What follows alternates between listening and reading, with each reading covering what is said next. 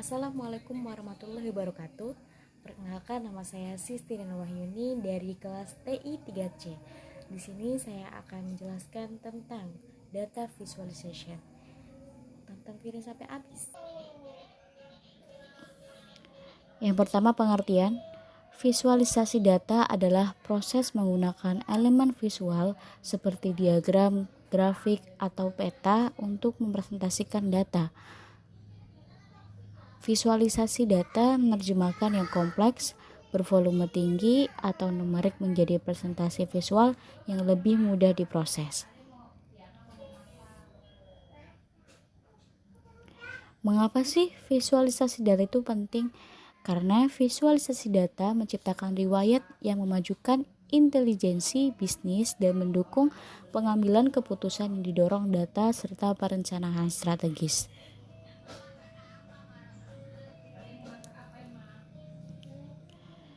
Selanjutnya, manfaat visualisasi data. Yang pertama, pembuatan keputusan yang strategis. Pemangku kepentingan utama dan manajemen tingkat atas menggunakan visualisasi data untuk menafsirkan data dengan jelas. Oleh karena itu, mereka akan menghemat waktu dengan analisis data yang lebih cepat dan kemampuan untuk memvisualisasikan gambaran yang lebih besar. Misalnya, mereka dapat mengidentifikasi pola, menemukan tren, dan mendapatkan wawasan agar tetap terdepan dalam kompetisi. Yang kedua, ada peningkatan keterlibatan karyawan. Teknik visualisasi data berguna untuk mengomunikasikan hasil analisis data kepada tim besar. Seluruh grup dapat memvisualisasikan data bersama untuk mengembangkan tujuan dan rencana yang sama. Selanjutnya ada komponen visualisasi data. Para ilmuwan data mengombinasikan 3 komponen utama untuk memvisualisasikan data. Yang pertama ada cerita.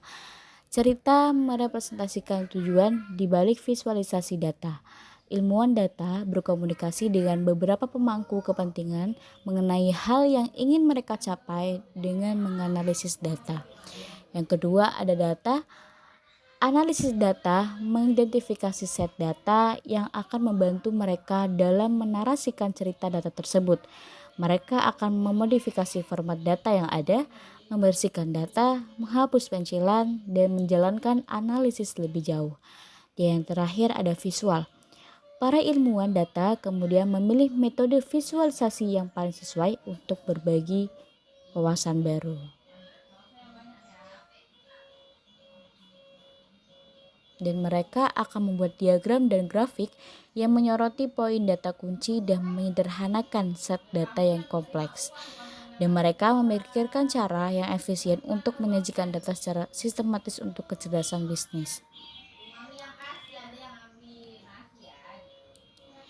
Selanjutnya ada jenis teknik visualisasi data. Yang pertama, visualisasi data temporal.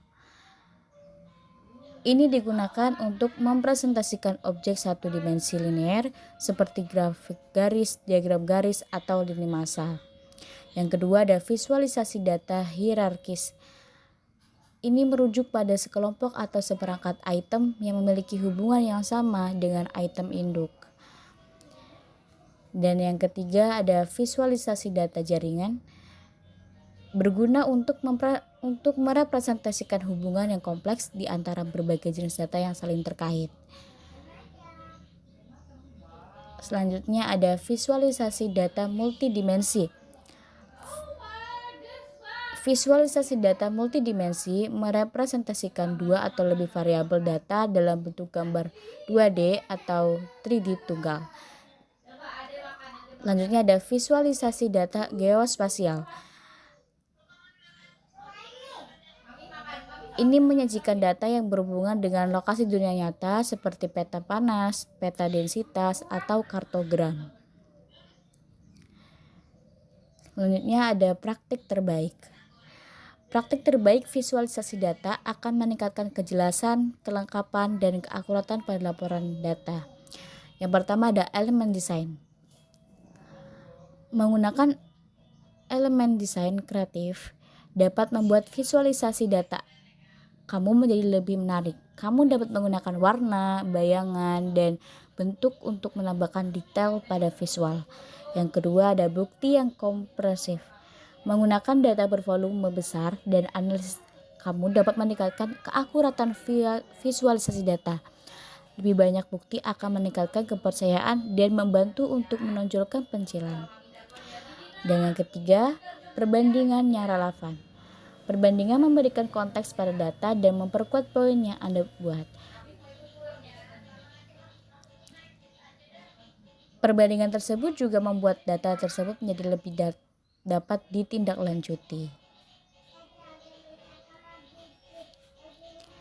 Selanjutnya, apa saja sih tantangan dalam visualisasi data? Visualisasi data memiliki beberapa tantangan yang dapat menyebabkan kesalahan representasi informasi atau melebih-lebihkan faktor tertentu. Yang pertama ada penyederhanaan data yang berlebihan. Penyederhanaan data yang berlebihan dapat menghilangkan informasi kunci.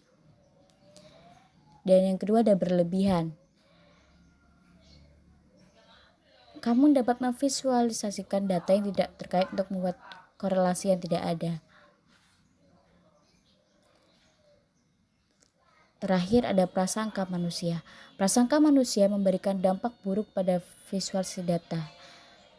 Tim yang membuat laporan data mungkin bias dengan hasilnya karena terlebih dahulu memilih data yang mendukung rencana pribadinya. Meskipun alat visualisasi data lebih akurat, tim yang mengoperasikannya mungkin tanpa disadari menimbulkan bias melalui pemilihan dan pembersihan data dengan prasangka. Oleh karena itu, penting bagi kamu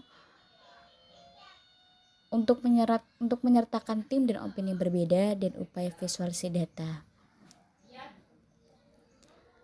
Selanjutnya, apa sih yang harus kamu cari saat memilih perangkat lunak visualisasi data? Nah, ada beberapa alat visualisasi data gratis dan berbayar. Anda dapat memilih yang terbaik sesuai dengan kebutuhan Anda. Yang pertama adalah dukungan infrastruktur. Perangkat lunak visualisasi data harus terintegrasi dengan infrastruktur TI dan basis data yang ada. Perangkat lunak tersebut juga harus mendukung beberapa sumber data pihak ketiga sehingga kamu dapat mengimpor data eksternal secara langsung saat dibutuhkan. Yang kedua ada pelaporan interaktif. Laporan yang interaktif akan meningkatkan analisis big data dan membantu dalam penemuan pola oleh pengguna non-teknis. Dan yang ketiga ada keamanan. Alat visualisasi data dapat menciptakan kerentanan tambahan di dalam sistem kecerdasan bisnis kamu. Yang keempat adalah skalabilitas.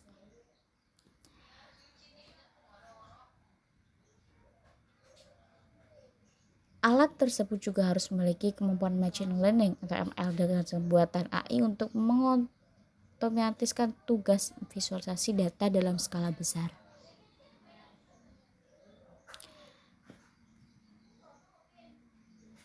Terima kasih. Itu saja yang dapat saya sampaikan. Mohon maaf jika ada kesalahan. Saya Sistine Wahyuni. Bye-bye.